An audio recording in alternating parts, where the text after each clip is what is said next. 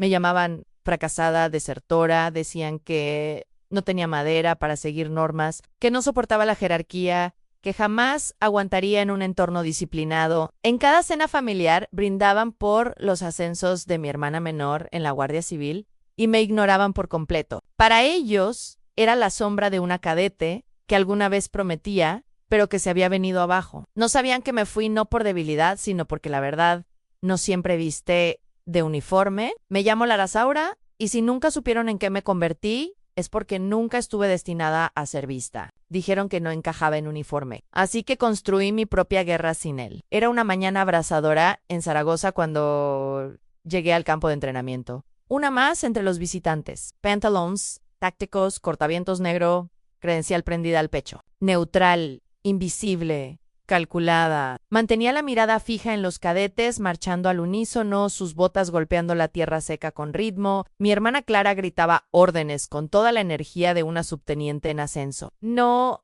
me vio, o quizás sí, y prefirió fingir que no veía la decepción sentada en la tercera fila. Y entonces ocurrió. El instructor, el sargento Esteban Frey, se detuvo en seco al verme en un latido.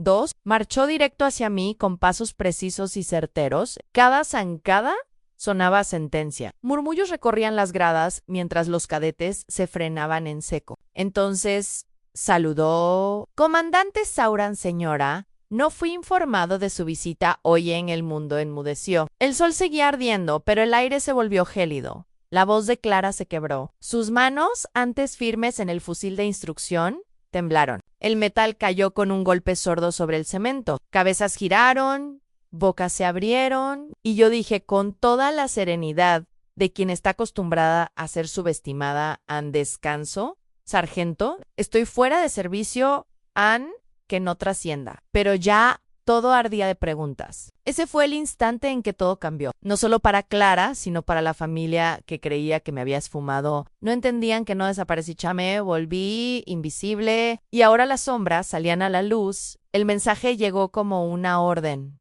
no como invitación. Vuelve a casa el domingo. Celebración para Clara en viste algo normal, sin te echamos de menos, sin ¿cómo estás? Solo instrucciones, como si aún tuviera 19 años y viviera bajo su techo. No pisaba esa casa desde hacía casi 7 años, desde aquella noche en que me marché sin portazo, sabiendo que el silencio retumbaría más que cualquier adiosan. Pero fui, no por ellos, san por Clara. El camino seguía agrietado. La luz del porche titilaba indecisa. El buzón seguía torcido como las ideas de mi padre y la barbilla de mi madre cuando algo no le parecía. Dentro olía jamón al horno y canela en exceso, como siempre. El comedor parecía un acto de homenaje militar, pancarta con el nombre de Clara, programas impresos, hasta un video con fotos de su graduación. Clara en uniform, Clara en el escenario. Clara saludando impecable, ni una sola imagen mía. Llevaba una blusa gris y pantalón negro. Nada llamativo, nada que destacara. Lo justo para pasar como sombra. Aún así, el juicio me oprimía como la humedad. Mi padre habló primero. No me abrazó ni se levantó. ¿Y tú?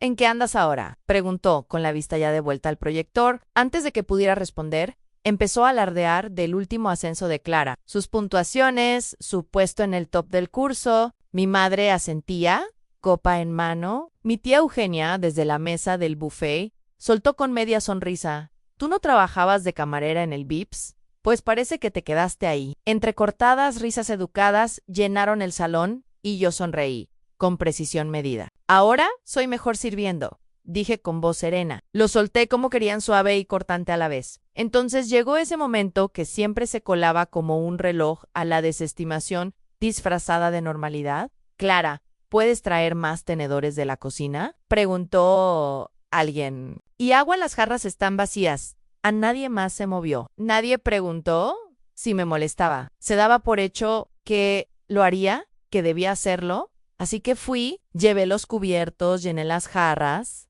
y escuché la risa de Carmen perderse por el pasillo. Vi su rostro iluminado por la admiración, sin saber que yo había liderado escuadrones en silencio, mientras ella apenas aprendía a marchar. Al volver, no había silla para mí. Las tarjetas con los nombres ya estaban puestas, cada sitio ocupado. Mi madre me miró sorprendida, como si mi presencia fuese un error, en la terraza. Junto a la barbacoa hay una silla plegable, dijo. ¿Puedes sentarte allí? Ana, sí lo hice. Afuera, con el viento rozándome los tobillos y el olor a gas en el aire, me senté en silencio, invisible, pero no por mucho tiempo. Todos creían que me había derrumbado, que aquella chica que abandonó segundo de carrera en la UCM se había roto para siempre, y no se equivocaban del todo. Por entonces no podía dormir ni comer. Me acurrucaba en una esquina del salón común con los dedos tan tensos que se clavaban en las palmas. Los ataques de ansiedad eran traiciones de mi propio cuerpo. Nunca se lo conté a nadie,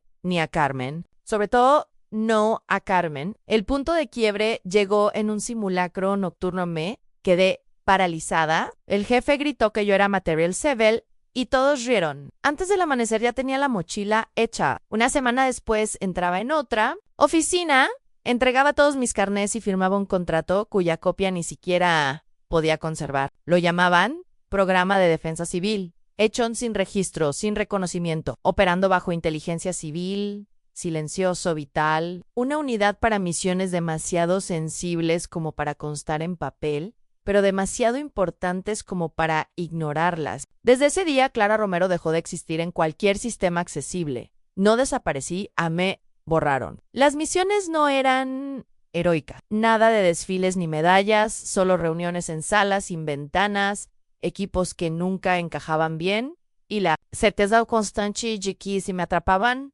nadie vendría por mí. Pero sobresalí no por valentía, sino porque no necesitaba que me vieran.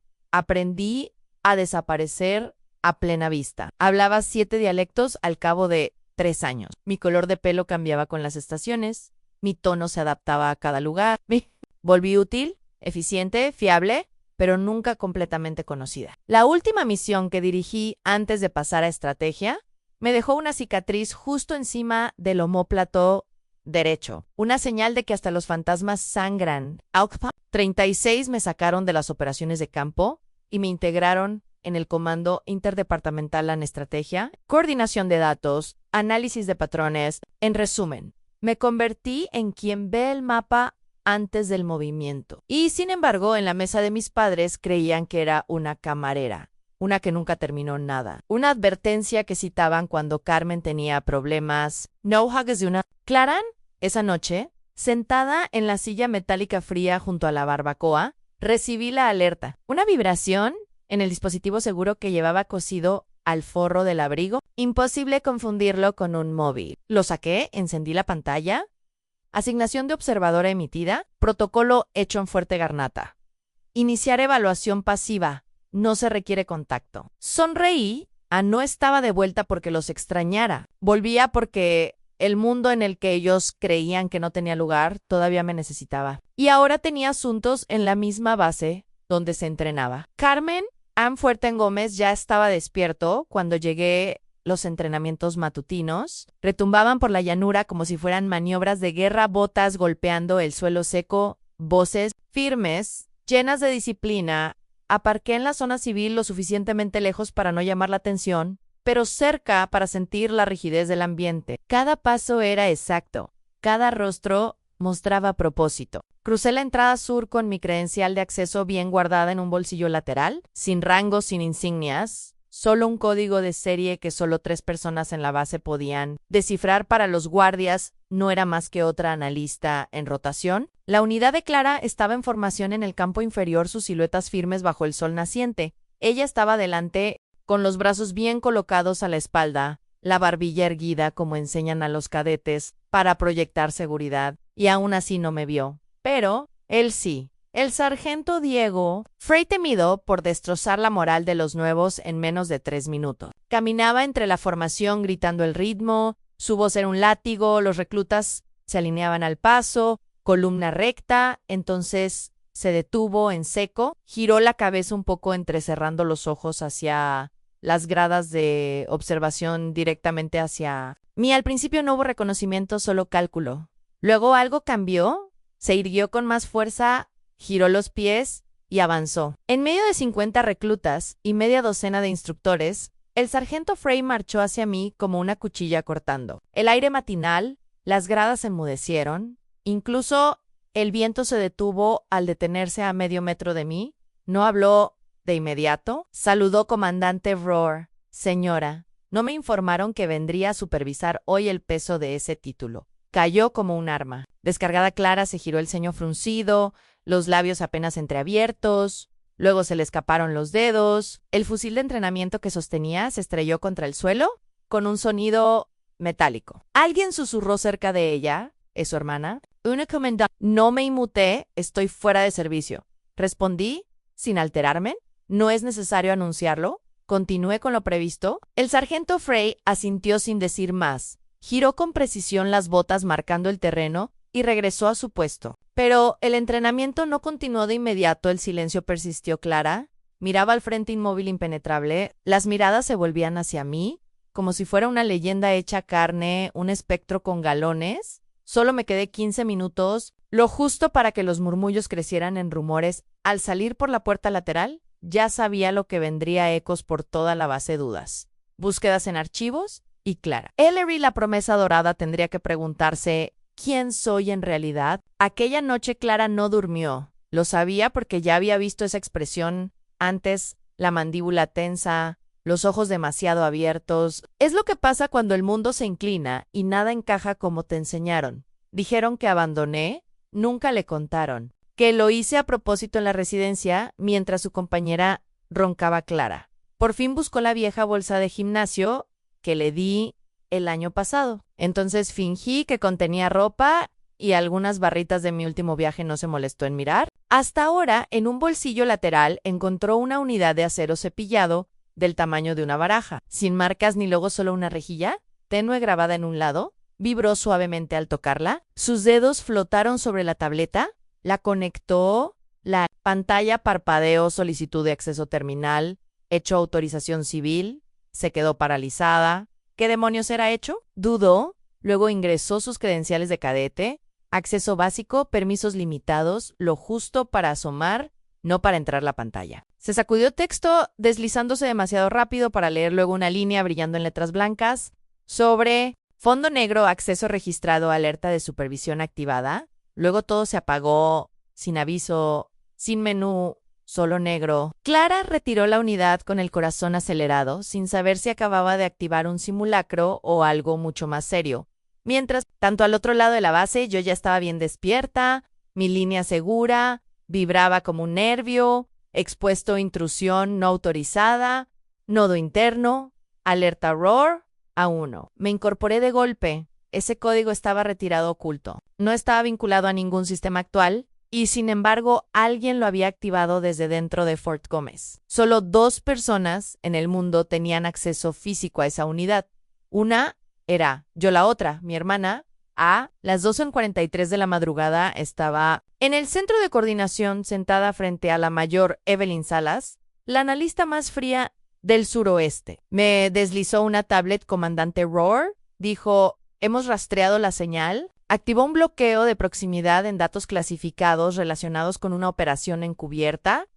Alguien utilizó una vía de acceso heredada. No pestañeé, no fui yo. Eso es lo que nos preocupa, respondió.